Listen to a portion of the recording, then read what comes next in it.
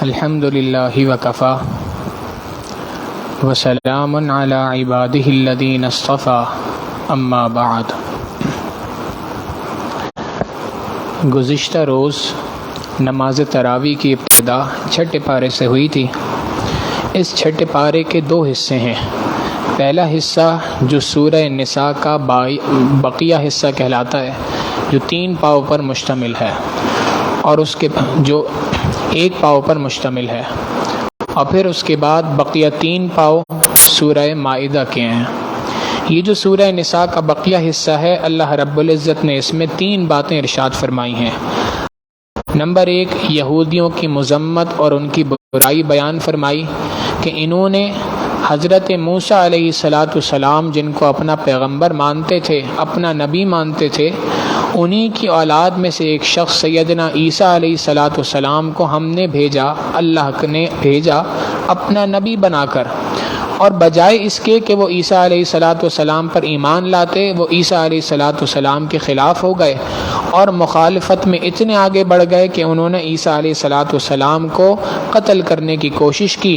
اللہ رب العزت نے عیسیٰ علیہ السلام کو بحفاظت آسمانوں پر اٹھا لیا، اور قیامت سے پہلے اللہ رب العزت ان کو آسمان دنیا سے زمین پر نازل فرمائیں گے، اور وہ دنیا میں تشریف لائیں گے اور نبی علیہ السلام کی شریعت کے مطابق دنیا کے اندر اسلام کو نافذ فرمائیں گے۔ دوسری بات، نصارہ کی یعنی عیسائیوں کی مذمت بیان فرمائی کہ ایک طرف تو یہودی ہیں جو عیسیٰ علیہ السلام کی مخالفت میں ایک حد پر چلے گئے، اور دوسری جانب یہ عیسائی ہیں جو عیسیٰ علیہ السلام کی محبت میں اتنا آگے بڑھ گئے کہ انہوں نے عیسیٰ علیہ السلام کو اللہ کے ساتھ شریک کر لیا اور عقیدہ تثلیث بنا لیا کہ پوری کی پوری کائنات کو چلانے والا جس کو خدا کہا جاتا ہے، تو خدا کے کل 3 جز ہیں۔ ایک جز جس کو اللہ کہا جاتا ہے، ایک جز حضرت عیسیٰ، اور تیسرے جز حضرت عیسیٰ علیہ السلام کی والدہ بی بی مریم۔ گویا ان دونوں کو اللہ رب العزت کے ساتھ شریک کیا، اور اللہ رب العزت نے فرمایا کہ یہ سب سے بڑا بہتان ہے، سب سے بڑا جرم ہے جو ان عیسائیوں نے کیا کہ اللہ کے ساتھ کسی کو شریک کیا۔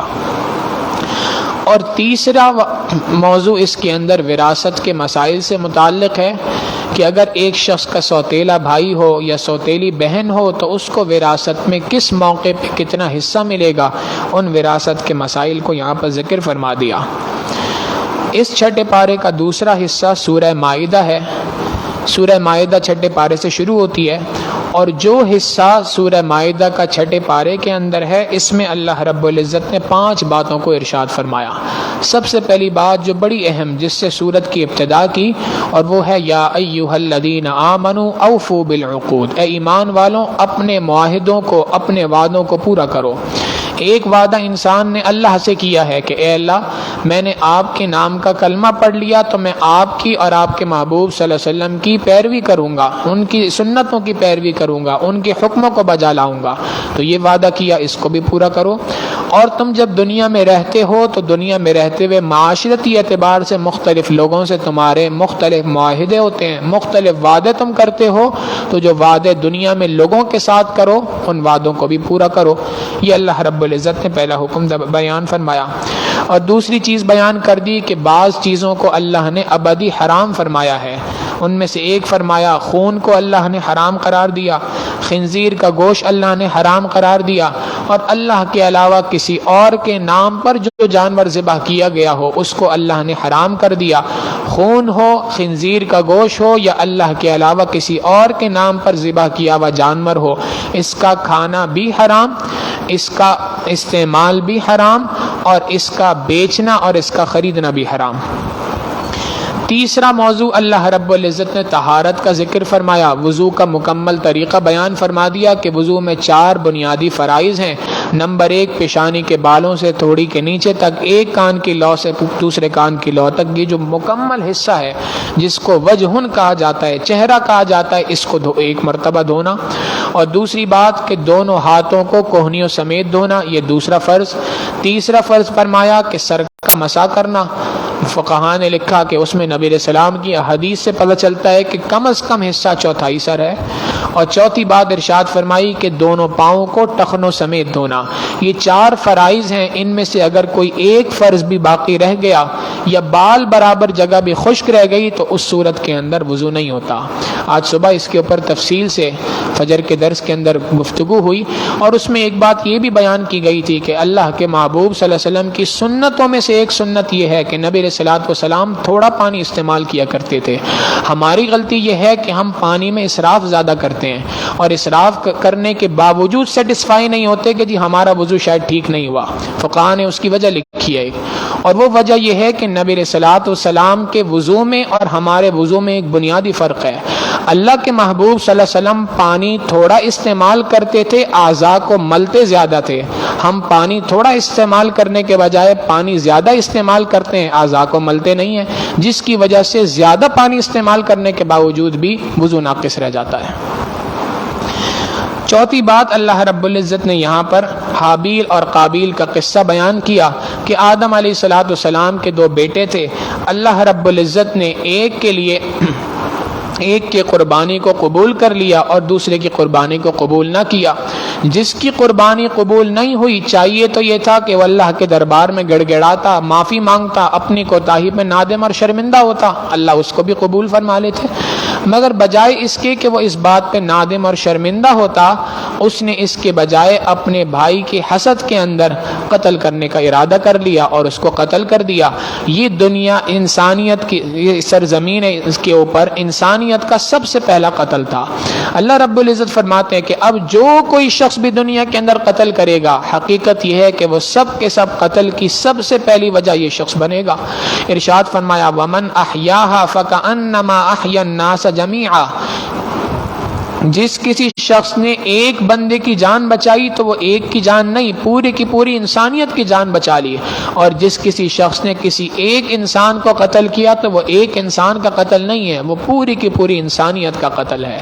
اس لیے کہ جب ایک بندہ قتل کے اوپر آتا ہے، قتل کرتا ہے کسی کو ناحق، تو دوسروں کو بھی اس سے جرت کھڑی ہو جاتی ہے کہ ہم بھی یہ کام کر سکتے ہیں. تو اس سے قتل کا جو معاملہ ہے، قتل کا جو گناہ ہے، وہ پھیلتا رہتا ہے اور اس کا گناہ پہلے والے بندے کے اوپر آتا رہتا ہے. 5ویں بات ارشاد فرمائی کہ یہود اور نصارہ یہ دونوں کے دونوں اللہ رب العزت کے حکموں کی نافرمانی کرنے والے ہیں. ایک طرف تو یہود ہیں کہ جو اپنے آپ کو کہتے ہیں نحن ابناء اللہ واحباؤہ، ہم تو اللہ کے بیٹے ہیں، ہم تو اللہ کے پسندیدہ لوگ ہیں، ہم تو اللہ کے فیورٹ ہیں، لہٰذا جنت کے اندر ہم ہی جائیں گے، ہمارے علاوہ کوئی اور نہیں جائے گا. اللہ رب العزت نے فرمایا کہ اگر تم واقعی اللہ کے بیٹے ہو جیسے تم کہہ رہے ہو، تو پھر یہ بتاؤ کہ تمہارے اوپر یہ مختلف قسم کے دنیا میں عذاب کیوں آتے ہیں؟ تمہیں اتنی بڑی وادی کے اندر قید کر دیا گیا، کئی 100 سال تک تم وہاں پہ بھٹکتے رہے. تمہارے اوپر یہ عذاب کیوں آیا تھا؟ تمہارے اوپر طوفان آیا، ٹڈی دلوں کا عذاب تمہارے اوپر آیا، فصلیں تمہاری تباہ ہو گئیں، بارشیں نہیں ہو رہی تھیں، یہ سارے کے سارے عذاب تمہارے اوپر کیوں آئے تھے اگر تم واقعی اللہ کے اتنے فیورٹ ہو؟ حقیقت یہ ہے کہ اللہ کا فیورٹ، اللہ کا پسندیدہ وہ شخص ہے جو اللہ رب العزت کے حکموں کو پورا کرنے والا ہے. ان اکرمکم عند اللہ اتقاکم، اللہ کے نزدیک تم میں سے سب سے زیادہ معزز وہ شخص ہے جو زیادہ تقوی اختیار کرنے والا ہے، زیادہ اللہ کی نافرمانی سے بچنے والا ہے. پھر اسی بات کے اندر آخر میں یہودیوں کی ساری سازش ذکر کر کے حضرت داؤد علیہ الصلوۃ والسلام کی زبان سے ان یہودیوں کے اوپر اللہ نے لعنت کہلوائی. لعن الذین کفروا من بنی اسرائیل علی لسان داؤد و عیسی ابن مریم. حضرت داؤد علیہ السلام اور حضرت عیسیٰ ابن مریم نے اللہ رب العزت کے حکم سے ان دونوں نبیوں نے یہودیوں کے اوپر لعنت کی ہے، اللہ کی لعنت کی دعا کی ہے. وجہ اس کی بنیادی یہی ہے کہ انہوں نے اللہ کے حکموں کی نافرمانی کی اور سرکشی اختیار کی. مسلمانوں کو یہ بات آخر میں بتا دی کہ مسلمانوں، اللہ کے 2 نبیوں کی ان کے اوپر بد دعا ہے، لہٰذا یاد رکھو تمہارا اور یہودیوں کا کبھی بھی گٹھ جوڑ نہیں ہو سکتا. لَتَجِدَنَّ أَشَدَّ النَّاسِ عَدَاوَةً لِلَّذِينَ آمَنُوا الْيَهُودَ وَالَّذِينَ أَشْرَكُوا. یاد رکھو دنیا کے اندر تمہارے سب سے بڑے دشمن ہیں کوئی تو وہ یہودی ہیں، اور اس کے بعد بعد اگر کوئی تمہارے دشمن ہے تو وہ بت پرست لوگ ہیں۔ آپ اگر غور کریں تو اسلام کے نام پر بننے والے اس مملکت خداداد پاکستان کے دو سب سے بڑے دشمن ہیں، ایک اسرائیل کے نام پر یہودی ہیں، ایک ہمارے پڑوس میں بت پرست ہیں۔ اللہ رب العزت قرآن کریم میں 1400 سال پہلے بیان کر رہے ہیں کہ تم ان سے جتنی بھی دوستی کرنے کی کوشش کر لو، یہ تمہارے سب سے بڑے دشمن ہیں، تمہارے سب سے بڑے تم دشمن ہیں، اور تمہیں چاہیے کہ ان سے دوستی کی طرف ہاتھ نہ بٹانا۔ پھر اس کے بعد 5ویں پارے کے اندر اللہ رب العزت نے، چونکہ اس پارے میں بھی 2 حصے ہیں، پہلا حصہ سورہ مائدہ کا بقیہ اور دوسرا حصہ سورہ انعام یہاں پہ شروع ہوئی ہے۔ جو سورہ مائدہ کا بقیہ حصہ ہے اس میں 3 باتیں اللہ نے ذکر فرمائی۔ سب سے پہلے تو حبشہ میں رہنے والے نصارہ کا ذکر فرمایا۔ عیسائی افراد تھے جو حبشہ میں رہتے تھے، جب مسلمانوں کے ایک وفد ان کے پاس پہنچا تو انہوں نے ان سے قرآن کریم سنا۔ حضرت جعفر رضی اللہ تعالیٰ عنہ نے ان کو قرآن کریم سنایا۔ یہ حبشہ کے رہنے والا شخص تھا نجاشی، جو وہاں کا بادشاہ تھا اور عیسائی مذہب سے تعلق رکھنے والا تھا۔ جب ان لوگوں نے قرآن کریم سنا تو چونکہ عیسیٰ علیہ السلام پر واقعی ایمان رکھتے تھے، تورات کو پڑھتے تھے، جانتے تھے کہ ایک نبی اللہ نے عیسیٰ علیہ السلام کے بعد دنیا میں بھیجنا ہے، تو جیسے ہی قرآن کریم کی تلاوت ان کے سامنے کی گئی، قرآن کریم کہتا ہے ترا اعینہم تفیض من الدمع، آپ دیکھیں گے کہ ان کی آنکھوں سے آنسو بہہ رہے ہیں، مما عرفوا من الحق، یہ اس وجہ سے ہے کہ انہوں نے حق کو، سچ کو، قرآن کریم کو پہچان لیا۔ یقولون ربنا آمنا فاکتبنا مع الشاہدین، فوراً کہنے لگے اے اللہ ہم اس پر ایمان لے آئے، آپ اس بات پہ ہمارے گواہ رہیے گا۔ تو ان کی تعریف بیان کی۔ پھر حلال اور حرام کے چند مسائل کو ذکر کیا کہ دیکھو کسی بھی حلال چیز کو تم حرام نہیں بنا سکتے اور کسی حرام چیز کو تمہارے لیے حلال کرنا بھی درست نہیں۔ اللہ نے جس چیز کو حرام کر دیا اس کو استعمال کرنا تمہارے لیے ناجائز ہے، اور جس چیز کو اللہ رب العزت نے تمہارے لیے حلال کر دیا اس کا استعمال کرنا تمہارے لیے جائز ہے۔ پھر اس کے بعد قسم کا کفارہ ذکر کیا کہ اگر کسی شخص نے جھوٹی قسم کھا لی تو اس کو چاہیے کہ اس کا کفارہ ادا کرے۔ کفارہ بیان کیا کہ 10 مسکینوں کو 2 وقت کا کھانا کھلا دے، یا انہیں پہننے کے لیے کپڑے عطا کر دے، یا ایک غلام کو آزاد کر دیں۔ ان میں سے جو صورت اختیار کرنا چاہے کر سکتا ہے۔ اگر مالی وسعت نہ ہو، ان تینوں میں سے کوئی بھی کام نہ کر سکتا ہو تو پھر چوتھی صورت فرمائی کہ 3 دن لگاتار روزے رکھو۔ ان 3 دن روزے رکھنے سے اللہ رب العزت تمہارے قسم کے کفارے کو پورا فرما دیں گے۔ پھر اسی میں آگے شراب کی، جوئے کی، بت پرستی کی حرمت بیان کی کہ تمام کی تمام چیزیں ناجائز ہیں، حرام ہیں، تمہارے لیے ان تمام چیزوں کے اندر لگنا درست نہیں ہے۔ دوسری بات قیامت کا تذکرہ کیا اور سیدنا عیسیٰ علیہ السلام کا تذکرہ کیا کہ کل قیامت کے دن اللہ رب العزت تمام انبیاء علیہ السلام سے سوال و جواب کریں گے، اور بالخصوص سیدنا عیسیٰ علیہ السلام سے اس دن سوال و جواب ہوگا کہ اے عیسیٰ، یہ جو آپ کے ماننے والے عیسائی ہیں یہ آپ کو اللہ کے ساتھ شریک کرتے ہیں، کیا آپ نے ان کو یہ بات کہی ہے؟ چونکہ دنیا کے اندر عیسائی اس ظام میں مبتلا تھے اور ہیں کہ قیامت کے دن عیسیٰ علیہ السلام ہمیں بخشوا دیں گے تو اللہ رب العزت انہی کو کھڑا فرمائیں گے۔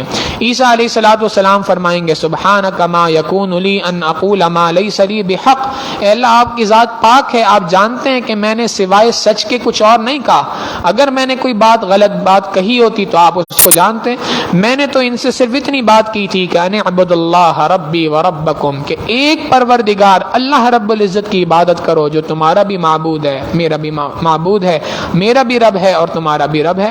وَكُنْتُ عَلَيْهِمْ شَهِيدًا مَا دُمْتُ فِيهِمْ، اللہ جب تک میں ان کے درمیان موجود تھا تو میں تو ان پہ نگران تھا، جب آپ نے مجھے اپنے پاس اٹھا لیا تو اب اس کے بعد اے اللہ آپ ہی ان پہ نگران تھے، یہ آپ کے بندے ہیں، آپ جانتے ہیں میں نے کیا پیغام پہنچایا اور کس نے اس کی نافرمانی کی اور کس نے اس کی فرما برداری کی۔ جنہوں نے فرما برداری کی اللہ آپ کے بندے ہیں، آپ ان کو جنت میں پہنچا سکتے ہیں، اور جنہوں نے نافرمانی کی آپ ان کو دوزخ کا عذاب دے سکتے ہیں۔ اے اللہ یہ فیصلہ تو آپ کا ہے، میں نے اس بارے میں کوئی بات نہیں کی۔ گویا کل قیامت کے دن عیسائی جس نبی حضرت عیسیٰ علیہ السلام پہ بھروسہ کر کے بیٹھے ہیں وہ عیسیٰ علیہ السلام بھی اپنے ہاتھ اٹھا لیں گے اور یہ بات کہیں گے کہ اے اللہ میں نے کسی سے یہ بات نہیں کہی تھی۔ سورہ انعام کہ پہلے حصے کے اندر ابتدائی حصے میں اللہ رب العزت نے 3 بنیادی عقائد کو ذکر فرمایا. نمبر 1 توحید کو، نمبر 2 رسالت کو، نمبر 3 آخرت کو. توحید ذکر فرمائی، اللہ تعالیٰ کی حمد و ثنا بیان کی کہ اللہ ہی وہ ذات ہے جس کے لیے تمام کی تمام تعریفیں ہیں، آسمان و زمین اسی نے بنایا، اس کے درمیان جو کچھ ہے سب کا سب اللہ رب العزت نے بنایا.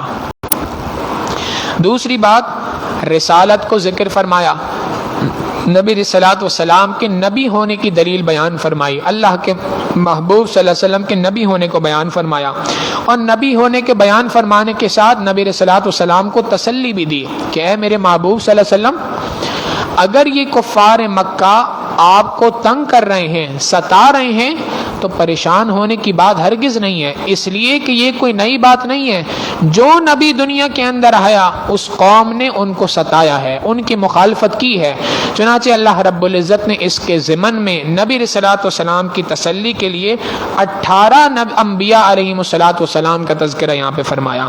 حضرت ابراہیم علیہ السلام کا تذکرہ کیا، اسحاق علیہ السلام کا تذکرہ کیا، یعقوب علیہ السلام کا تذکرہ کیا، نوح علیہ الصلوۃ والسلام، داؤد علیہ السلام، سلیمان علیہ السلام، حضرت ایوب علیہ السلام، یوسف علیہ السلام، حضرت موسیٰ علیہ السلام، ہارون علیہ السلام، زکریا علیہ السلام، حضرت یحییٰ علیہ السلام، حضرت عیسیٰ علیہ السلام، حضرت الیاس علیہ السلام، حضرت اسماعیل علیہ السلام، حضرت یسع علیہ السلام، حضرت یونس علیہ السلام، اور حضرت لوط علیہ السلام. ان 18 انبیاء علیہم الصلوۃ والسلام کا تذکرہ فرما کر نبی علیہ الصلوۃ والسلام کو تسلی دے دی کہ اے میرے محبوب صلی اللہ علیہ وسلم، اگر آپ کی مخالفت آپ کی قوم کر رہی ہے تو یہ کوئی نئی بات نہیں ہے، ہر نبی کی مخالفت ان کی قوم نے کی ہے.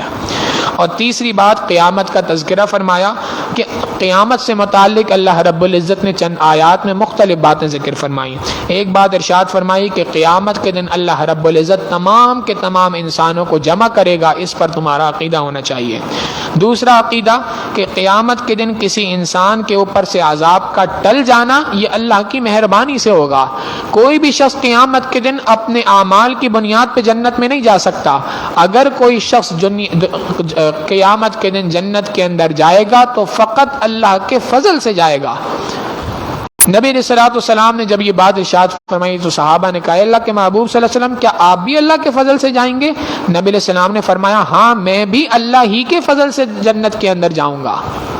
اور اس کی وجہ امام ربانی مجدد الفسانی رحمہ اللہ نے لکھی کہ اس کی وجہ یہ ہے کہ انسان جتنی ہی بہترین عبادت کیوں نہ کر دے، جتنی ہی بہترین عبادت دنیا کے اندر کر لے، اس کی عبادت نیچے رہ جاتی ہے، اللہ کی شان اس سے بلند ہے. وَهُوَ وَرَاءُ الْوَرَا ثُمَّ وَرَاءُ الْوَرَا ثُمَّ وَرَاءُ الْوَرَا. اللہ کی ذات اس سے بھی بلند ہے، اس سے بھی بلند ہے، اس سے بھی بلند ہے. کوئی بھی شخص اس کی عبادت کا حق ادا نہیں کر سکتا. اللہ کے محبوب صلی اللہ علیہ وسلم نے اسی لیے تو ساری زندگی عبادت کرنے کے بعد اتنی کثرت سے عبادت کی کہ حضرت عائشہ رضی اللہ تعالیٰ عنہ فرماتی حتی یتورمت قدماہ، اللہ کے محبوب صلی اللہ علیہ وسلم کے پاؤں مبارک عبادت کی کثرت کی وجہ سے سوج جایا کرتے تھے. اس عبادت کرنے کے بعد بھی ارشاد فرمایا کہ اے اللہ ما عبدناک حق عبادتک، اللہ جو آپ کی عبادت کرنے کا حق تھا وہ حق تو میں ادا نہ کر سکا. جب نبی علیہ الصلوۃ والسلام جیسی ذات ادا نہیں کر سکی تو امت ایک بھلا کیسے ادا کر سکتا ہے؟ لہٰذا اللہ رب العزت نے فرما دیا کہ کل قیامت کے دن اگر کسی پر سے عذاب ٹلے گا تو فقط اللہ کے فضل سے ٹلے گا. یہاں ایک سوال ذہن میں آتا ہے کہ اگر اللہ ہی کے فضل سے جنت کے اندر جانا ہے تو پھر اعمال کرنے کی کیا ضرورت؟ علماء نے جواب دیا اس کا کہ اصل بات یہ ہے کہ اللہ کا دو باتیں ہیں. ایک بات تو یہ کہ اللہ کا فضل انسان کی طرف اعمال کے کرنے کی وجہ سے متوجہ ہوگا. اعمال کی اصل حقیقت نہیں کہ وہ انسان کو جنت میں پہنچا سکے، اعمال کے کرنے کی بنیاد پر اللہ کا فضل انسان کی طرف متوجہ ہوگا.